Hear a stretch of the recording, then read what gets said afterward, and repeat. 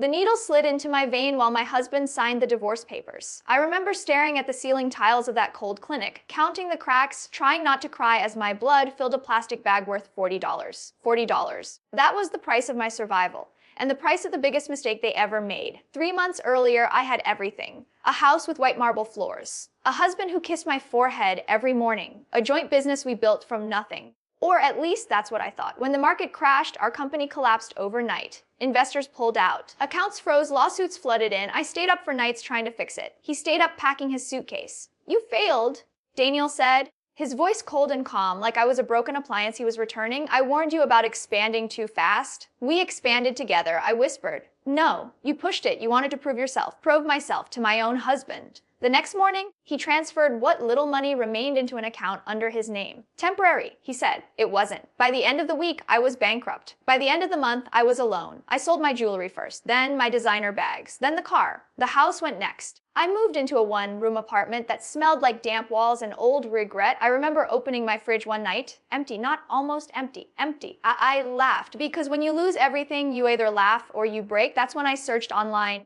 Ways to make money fast. That's how I ended up in that clinic. First time donating plasma? The nurse asked. I nodded. "You'll get $40 today. Come twice a week and you can make more." $40. I signed the consent form with shaking hands. As the machine hummed beside me, I stared at my dark red plasma swirling through the tube. It looked ordinary, like me, worthless. After the donation, I walked home under the city lights, dizzy and weak, clutching my $40 like it was treasure. My phone buzzed. It was a message from an unknown number. Was this Elena Rivera? "Yes, we're calling regarding your recent plasma donation. There seems to be an anomaly." Anomaly. My stomach tightened. "What do you mean?" There was a pause. "Your plasma contains an extremely rare antibody. We've never seen levels this high." I leaned against a wall. "I don't understand." "Mom, your plasma could be used in advanced treatment trials. Pharmaceutical companies pay significant amounts for rare biological materials." "How significant?" Another pause. "Potentially millions." The world went silent. Millions? For the same blood I sold for $40. I thought it was a scam. Until a week later,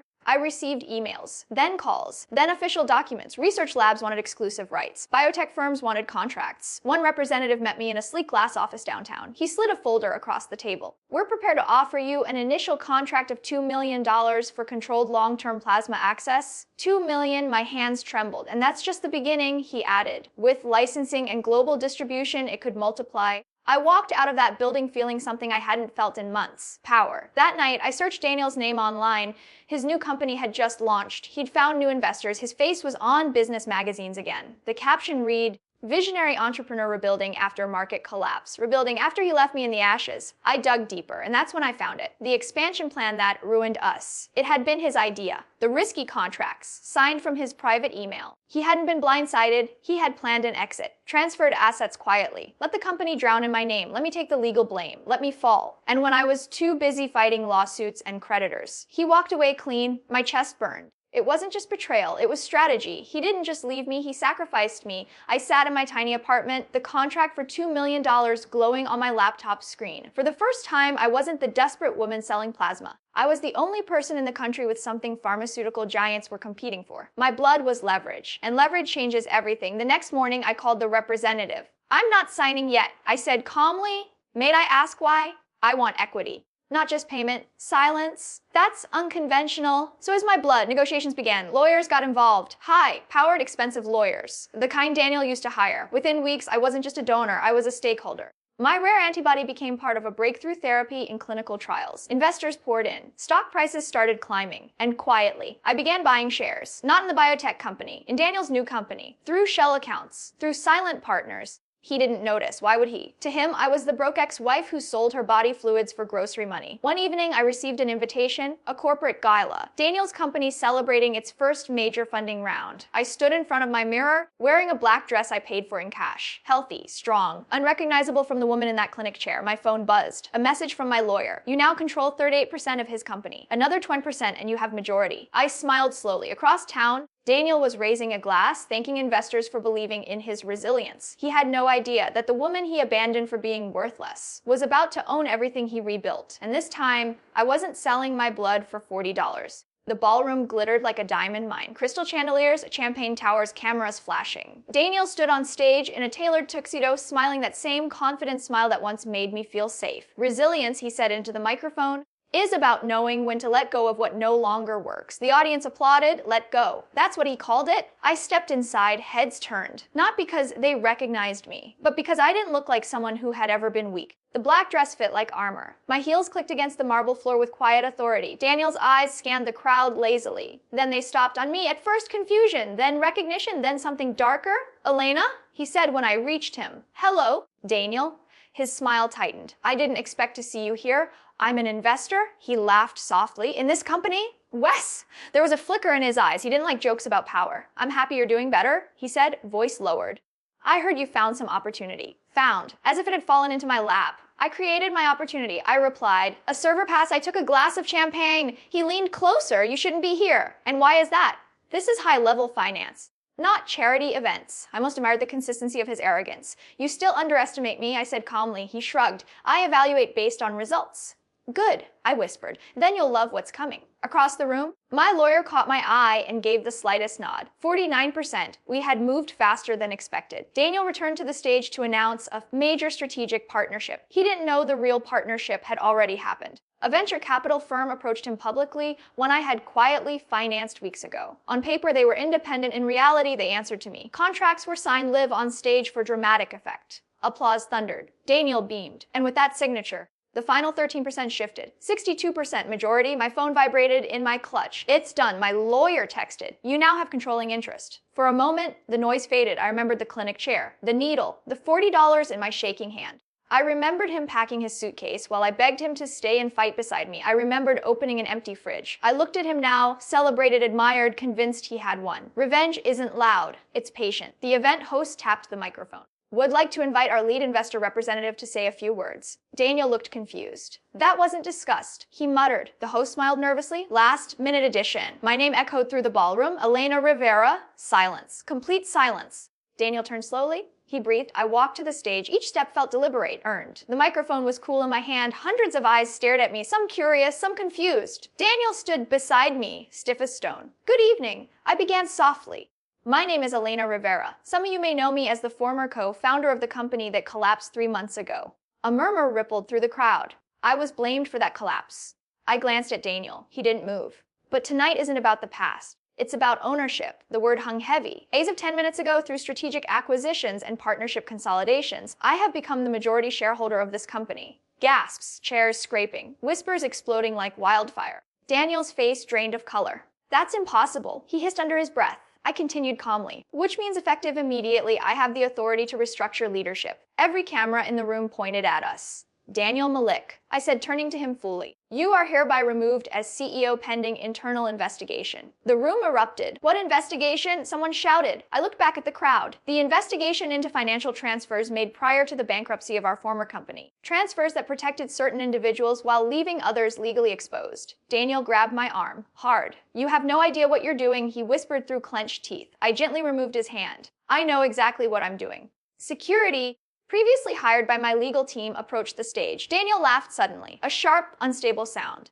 "You think this is revenge," he said loudly, trying to regain control of the narrative. "You think humiliating me in public fixes your pride?" I leaned closer so only he could hear my next words. "This isn't about pride." He searched my face. "It's about accountability." The security team stood beside him. The investors were no longer applauding, they were calculating. Distance, damage control, self-preservation. Daniel looked at the crowd that once adored him. They weren't smiling anymore. He looked at me. For the first time since I met him, he looked uncertain. "You wouldn't have survived without me," he said quietly. I met his gaze steadily. "You're right." He blinked. For a split second, hope flickered in his eyes. "I wouldn't have become this powerful without what you did to me." The weight of that truth settled between us. The same man who called me reckless, who let me drown, who thought I was weak, now stood on a stage I owned. The host tried to regain order. Investors whispered urgently into phones. Legal representatives rushed forward. Daniel's lawyer appeared at the edge of the platform, pale and tense. This wasn't over. Not legally, not financially, and definitely not emotionally. Daniel straightened his jacket, forcing composure back onto his face. "This will be challenged," he said coldly. "I expect it," I replied. He leaned in one last time. "You're playing a dangerous game." I held his gaze without blinking.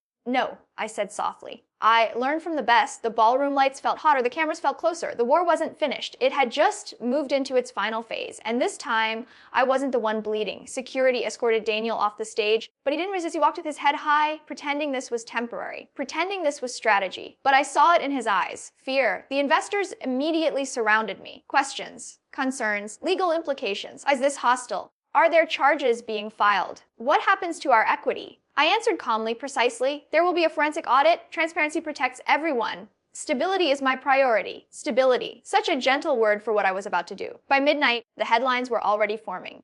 Wife asks husband in corporate power takeover. Bankruptcy scandal reopens. Investor war behind closed doors. Daniel texted me at Funson 12M. You're making a mistake. I didn't respond. At 1:47 a.m. Another message. We can fix this privately. At 20:03 a.m. Name your price. I smiled at that one. For years, he thought everything had a price, including me. The next morning, I walked into the company's executive boardroom for the first time as majority owner. The same type of room where he once told me I was too emotional for high-level decisions. 12 leather chairs, floor to ceiling glass walls. City skyline glowing behind us. The board members sat stiffly, waiting to see if I was revenge-driven or rational. I placed a thick folder in front of each of them. Inside were documents, email transfers, offshore account trails, pre-bankruptcy asset movements, signed authorization codes, all leading to Daniel. I won't destroy this company, I said evenly, but I will remove corruption from it. One of the older board members adjusted his glasses. Are you pressing criminal charges? Not yet. The room tensed. Why not? Another asked. Because timing, I replied. Timing is everything, just like revenge. The forensic audit began that afternoon quietly, discreetly. Daniel, meanwhile, went on a media tour. Damage control. I've always believed in empowering my partners, he said in one interview.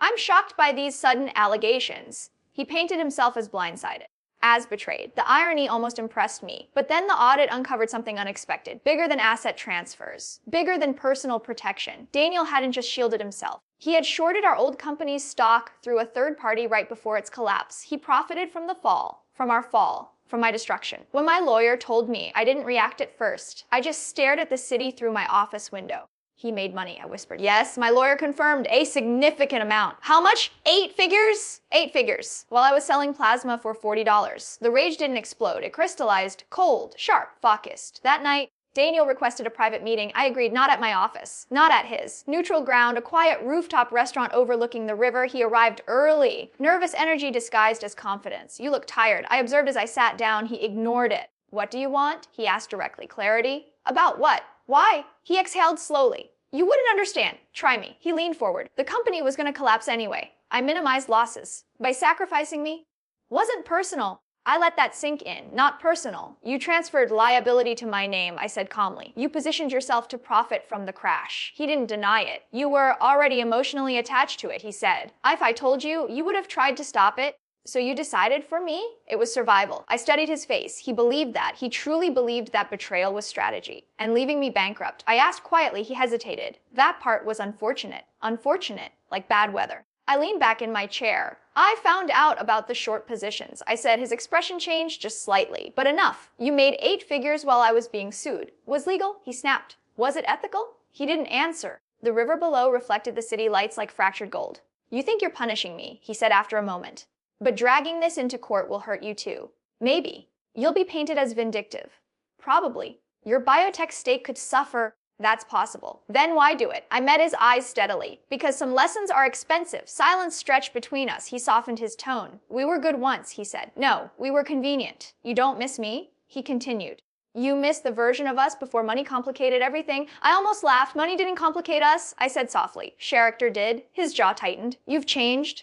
Yes. He searched my face like he was looking for the woman who once cried when he raised his voice. She wasn't there? What's your endgame? He asked. I stood slowly. You'll find out. The next week, the audit findings were finalized. Every transfer, every time trade, every shell account documented, verified. The board voted unanimously to proceed with formal charges and regulatory disclosure. The announcement would go public in 48 hours. Daniel didn't know yet, but he would. I sat alone in my office late that night. The same office he once dreamed of owning. My phone buzzed again. An unknown number. I answered. A familiar female voice spoke. Elena. It was Sarah, Daniel's new partner, the woman he started seeing weeks after leaving me. I need to talk to you, she said, voice shaking. There are things you don't know. I didn't speak. He did it before, she whispered. My grip tightened on the phone. Before what?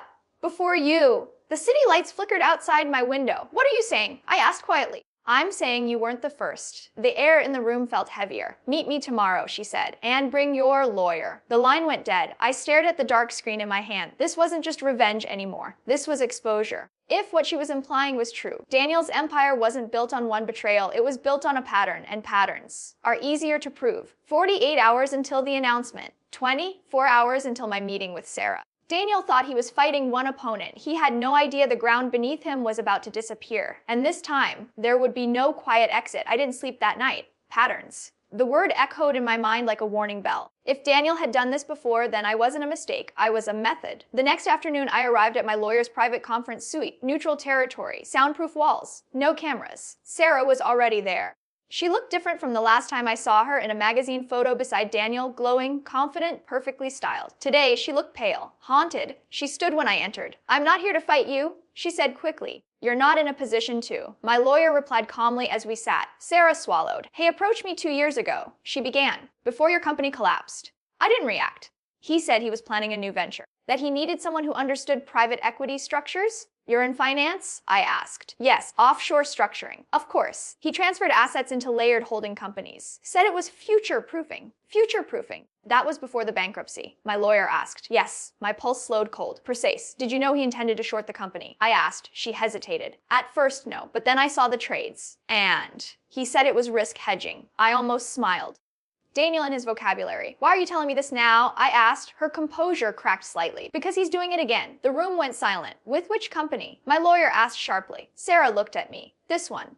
My heartbeat didn't spike. It dropped. Slow, heavy. "He's planning to tank it," she whispered. "Once regulators announce the investigation. He's positioned himself through external funds to profit from the crash." I leaned back. So that was his confidence. He expected the company to fall with him. And he planned to profit from the destruction. Again, "Do you have proof?" My lawyer asked. Sarah slid a flash drive across the table. Trade confirmations, communication logs, beneficiary trails. I stared at the small piece of metal like it was a loaded weapon. "Why turn on him?" I asked quietly. Her eyes shimmered. "Because I realized I'm just next." There it was. The pattern. He builds with someone. He protects himself. He burns it down. He walks away richer. "And you think helping me protects you?" I asked. She nodded faintly. "Yes." My lawyer stood. "We'll verify everything." Sarah looked at me one last time. "He doesn't believe you're capable of finishing this," she said softly. A strange calm settled over me. High's about to learn. That evening, my legal and financial teams worked through the night. The evidence was real, detailed, meticulous. Daniel had already leveraged massive short positions through international proxies. If the regulatory announcement hit hard enough, the stock would plunge. He would make another fortune and blame it on my leadership. It was elegant, cruel, predictable. "He's betting on panic," my CFO said during an emergency board call. "Then we don't give him panic," I replied. Silence. "We preep the announcement," I continued. "Would disclose internally first. Controlled narrative, controlled. And the charges?" A board member asked. "We proceed, but alongside a stabilization plan." I turned to the CFO. "Can we secure emergency liquidity lines?" "Oh, Wes." "Do it." I looked at the legal team. "Freeze any shares linked to suspicious trading accounts immediately. That will trigger backlash." Good. Within hours, we moved faster than Daniel anticipated. Public statement drafted, investor reassurance secured, strategic partnerships reaffirmed, and quietly, we began tracing his external positions. At 6:42 a.m., Daniel called. I answered. "What did you do?" He demanded. "You'll have to be more specific." "My trading accounts are under review." "Strange." "Did I?" His breathing was sharp now. "You're overreaching." "No," I said calmly. "I'm correcting. You can't prove intent?" "Maybe not." A pause. "But I can prove pattern." "Pattern?" Silence, then a shift in his tone. "You spoke to Sarah?" "Yes." A long exhale. "She's emotional. She misunderstands structure. She provided documentation." His voice hardened. "You're making this personal again." I almost laughed. "It was always personal, Daniel. You'll crash the company trying to hurt me?" "No," I said softly. "I'll save it while exposing you." Another silence, different this time, less confident. "You don't have the stomach for scorched earth," he said finally. He still believed that. Still believed I was the woman who cried in empty kitchens. "You're right," I replied quietly. "I don't do scorched earth." I ended the call. By noon, our official statement went live. We acknowledged internal findings, announced leadership transition, outlined financial safeguards. Markets reacted, but not with panic. A dip, then stabilization. Daniel's short positions began to wobble. He hadn't anticipated control. He had anticipated chaos. My legal team moved to file not only for fraud related to the previous bankruptcy, but attempted market manipulation in the current one. Regulators were alerted before media, strategic timing, the same weapon he once used against me. That evening, I stood alone in the boardroom again. City skyline glowing beneath the sunset. My phone buzzed. A notification. Daniel Malik under formal investigation for financial misconduct. Trading accounts temporarily suspended. I closed my eyes. This wasn't about humiliation. It wasn't about standing on a stage and watching him escorted out. This was about ending the cycle. My phone rang again. Daniel, I let it ring. Then again. Finally, a message. You win. Let's negotiate. Win? He still thought this was a game. I typed back one sentence. It was never about winning. Seconds later, another message. What do you want? I looked at the skyline, at the city where I once walked home dizzy from selling plasma. At the memory of $40 in my shaking hand, what did I want? Not money, not apology, not a validation. I wanted something far more expensive. Accountability in daylight. Not quiet settlements, not sealed documents. Exposure. My legal team entered the room. Regulators want a joint statement tomorrow. My lawyer said, you'll both need to appear publicly, side by side. I nodded slowly. Schedule it. Daniel thought he could outmaneuver storms. He thought he could profit from destruction. He thought I didn't have the stomach to finish what I started. Tomorrow he would stand beside me again. Not as husband, not as partner, but as defendant. And for the first time, there would be nowhere left for him to transfer the blame. The press conference room was colder than I expected. Bright white lights. Rows of cameras. Journalists whispering like they could already smell blood. Daniel stood beside me in a navy suit, perfectly tailored, perfectly composed. If someone didn't know the story, they'd think we were launching a joint venture, not dismantling one. Regulators sat at the long table in front of us, legal counsel on both sides. Screens behind us displaying documents, timelines, transaction flows. Transparency. Daniel leaned slightly toward me before we stepped up to the microphones. We can still settle, he murmured. I didn't look at him. You had years to settle. I replied quietly. The lead regulator began. Today we are announcing formal investigations into financial misconduct involving pre-bankruptcy asset transfers and coordinated short-selling activity. Cameras flashed. Daniel's jaw tightened, but he remained silent. Evidence appeared on the screen. Email trails. Transfer timestamps. Shell companies linked through layered ownership structures. Every move he thought was invisible now magnified. Gas rippled through the room. A reporter raised her hand. Mr. Malik, did you profit from the collapse of your former company while liability remained under Ms. Rivera's name? Daniel stepped forward smoothly. All my trades were within legal frameworks. Risk management is not a crime. Polished. Controlled. Then the regulator clicked to the next slide. A timeline overlay, trade placements aligned precisely with internal communications forecasting collapse. Not risk management. Positioning. The room shifted. Journalists stopped whispering. Now they were listening. I stepped forward. My silence during the bankruptcy was not ignorance. I said steadily. It was shock. I trusted someone who had already decided I was expendable. Daniel's eyes flicked toward me. This is a personal dispute being weaponized publicly, he said quickly. I finally turned to face him. No, I said calmly. This is a pattern being stopped publicly. The regulator continued outlining findings. Attempted market destabilization in the current company. Coordinated short positions designed to profit from regulatory panic. Frozen accounts. Ongoing asset tracing. Then came the final announcement. Pending full adjudication, Mr. Malik's financial activities are subject to immediate restriction. Further criminal review is underway. Not conviction, but exposure. Permanent, irreversible exposure. The press conference ended in chaos. Reporter shouted questions. Ms. Rivera, was this revenge? Did your biotech fortune fund this takeover? Are you seeking damages? Daniel tried to exit quickly, but microphones followed him like predators. Did you sacrifice your wife for profit? He didn't answer. For once, he had no clean sentence prepared. Outside the building, the city air felt different, lighter. My phone buzzed nonstop. Board members, investors, media outlets requesting exclusive interviews. But I ignored them all. Daniel stood a few feet away, his car delayed by the crowd. For a moment, we were alone in the noise. You destroyed everything, he said quietly. I studied his face. No arrogance now, no strategic charm, just calculation collapsing. I saved what you were going to destroy again, I replied. You think they won't turn on you next? They might. And if they do, I'll survive, I said simply. He stared at me like he was searching for the woman who once needed his approval. She was gone. You're not better than me, he said almost desperately. I held his gaze. No, I answered softly. I just stopped becoming you. His car finally pulled up. Before he got in, he paused. You could have walked away, he said quietly. I nodded.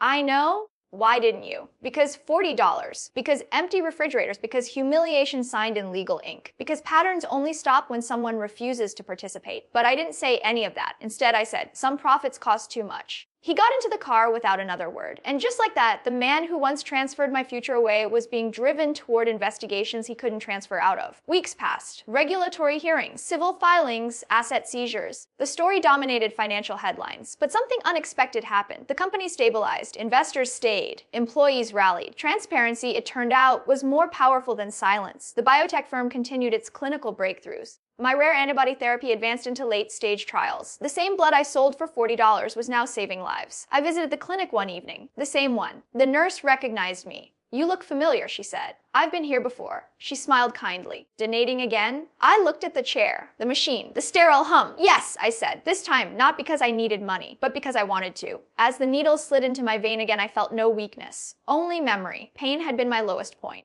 But it was also my leverage. Months later, the final rulings came down. Civil penalties, criminal charges moving forward. Daniel's assets restricted, his reputation permanently fractured, not erased, but marked, patterns documented. I stood alone in my office when the final notice arrived. No celebration, no dramatic music, just quiet confirmation it was over. Not because he lost, but because the cycle did. I walked to the window. The same skyline, the same city, different woman. My phone buzzed with a final message from an unknown number. It was Daniel. One sentence. "Did you ever love me?" I stared at it for a long time. Then I typed back. "I loved who I thought you were." I didn't block him. I didn't need to. His power over me had expired. I closed my laptop and turned off the office lights. As I stepped into the hallway, I passed the framed article mounted near the entrance. From bankruptcy to breakthrough, Elena Rivera redefines corporate accountability. Redefines. Maybe. But I didn't set out to redefine anything. I just refused to bleed quietly. Once I sold my plasma for $40 because I had nothing left. Now, my blood was worth millions. But the real fortune wasn't in my veins. It was in what I chose not to become. Revenge would have been humiliating him publicly and walking away. Power was exposing the truth and standing still. And as the elevator doors closed, I realized something simple. The greatest revenge was never about taking him down. It was about rising so high that his betrayal could no longer reach me.